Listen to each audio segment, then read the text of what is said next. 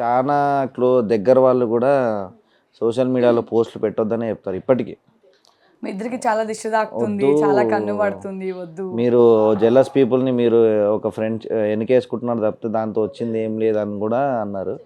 చాలా లైట్ తీసుకుంటాం అక్కడ అనే వాళ్ళు అంటే వాళ్ళు ఏడిపోయి మా ఎదుగుదల అంటాం కదా, అలా కంటిన్యూ. చరిష్మా గారిలో మీకు బాగా నచ్చిన విషయం ఏంటి? కేరింగ్ అండి. ఓకే, సో మీ పైన కేరింగా లేకపోతే ఫ్యామిలీ పైన కేరింగ్? అందరి మీద. ఓకే, సో మీకు? నా దాకా వస్తే అసలు దేనికైనా ఏది అసలు ఆ వ్యక్తి ఎవరు, ఆ వ్యక్తి ఎవరు, ఆయన స్థాయి ఏంటి, ఆయన పొలిటీషియన్ అయితే గవర్నమెంట్ జాబ్, లిటరల్ గా ఆ సిచ్యువేషన్ ఏందనేది కూడా చూడదు అనమాట. ఆయన వరకు వస్తే నన్ను దాటుకునే రావాలన్న డైలాగ్స్ ఉంటాయి చూడండి, అలానే ఉంటది. పవన్ కళ్యాణ్ డైలాగ్ అంటే ఫేస్ చేశాను. రియల్ గా కూడా అదే, రియల్ లో కూడా అదే ఉంటుంది.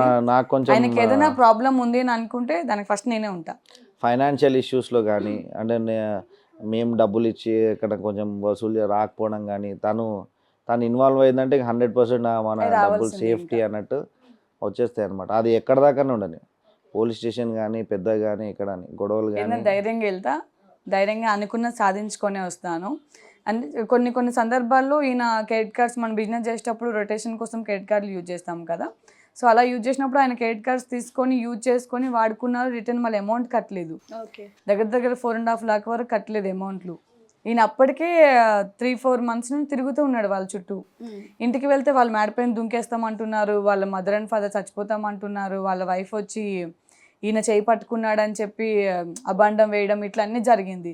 ఈయన ఎందుకు ఇంత స్ట్రగుల్ అవుతున్నాడు, ఏముందా అని మా పిల్లలు ఉంటారు కదా, ఇందాక చెప్పాను నా గ్యాంగ్ కనుక్కుంటే ఇట్లా అయింది వదిన అని చెప్పి వాళ్ళు చెప్తే, ఇక ఏం లేదు ఇద్దరు ఈయనని వేసుకొని పోయాను. ఈయనని అలానే మా 2 పిల్లల్ని ఉంటారు కదా, ఆ 2 పిల్లల్ని వేసుకొని పోయి వాళ్ళందరూ ఇట్లా అన్నం తింటా కూర్చున్నారు. టీవీ దగ్గర అది పాల వ్యాన్ వెహికల్స్ కీస్ అయి ఉన్నాయి, బండ్లు కీస్ అయి ఉన్నాయి.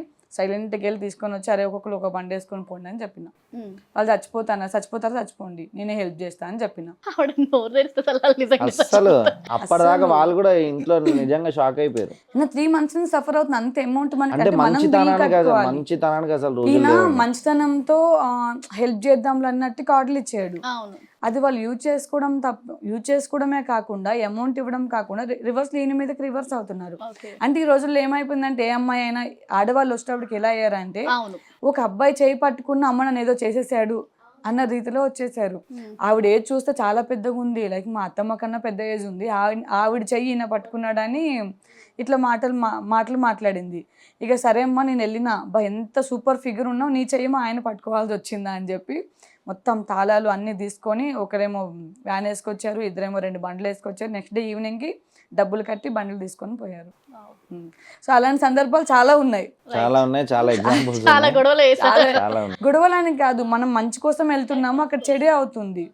సో అందుకు అమౌంట్ విషయంలో ఈ రోజుల్లో ఎవరైనా కాల్ చేస్తే ఫస్ట్ నా దగ్గర రూపాయి కూడా లేదు అంతే. కానీ ఎప్పుడైనా మీ ఆఫ్టర్ మ్యారేజ్ కానీ బిఫోర్ మ్యారేజ్ కానీ ఫినాన్షియల్గా ప్రాబ్లమ్స్ ఫేస్ చేసిన సిచ్యువేషన్స్ ఉన్నాయా?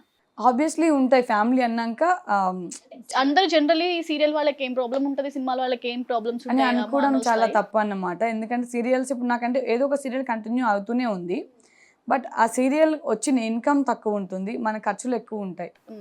సో ఇప్పుడు కాలంలో చూసుకుంటే అన్ని రేట్స్ పెరుగుతూ ఉన్నాయి. మనం ఒక డ్రెస్ కొనాలన్నా రేట్స్, ఒక నిత్యావసర సరుకులు కొనాలన్నా రేట్స్ ఎక్కువ ఉన్నాయి, ఒక పెట్రోల్ వేయించుకోవాలన్నా రేట్లు ఎక్కువ ఉన్నాయి. ఇట్లాంటివి అన్నిటికీ మనం భరించాలి అంటే ఇక్కడ ఇన్కమ్ ఎక్కువ రావాలి. మనకి ఇన్కమ్ తక్కువ ఉంది, అన్నీ చూస్తే ఎక్కువ రేట్లు ఉన్నాయి. సో ఇలాంటి సందర్భాల్లో సమ్ టైమ్స్లో ప్రాబ్లం ఫేస్ చేస్తున్నాం. సో స్టిల్ నా ఇప్పటికీ చిన్న ప్రాబ్లమ్స్ అవుతూనే ఉన్నాయి. రీసెంట్గానే వాటర్ ప్లాంట్ పెట్టాము, దానికి కూడా అపోజిషన్ వాళ్ళు అదాని మస్తు మాట్లాడారు. అది కూడా సీజ్ చేయడం జరిగింది కొన్ని రోజులు, తర్వాత మళ్ళీ లీగల్గా ఓపెన్ అయింది.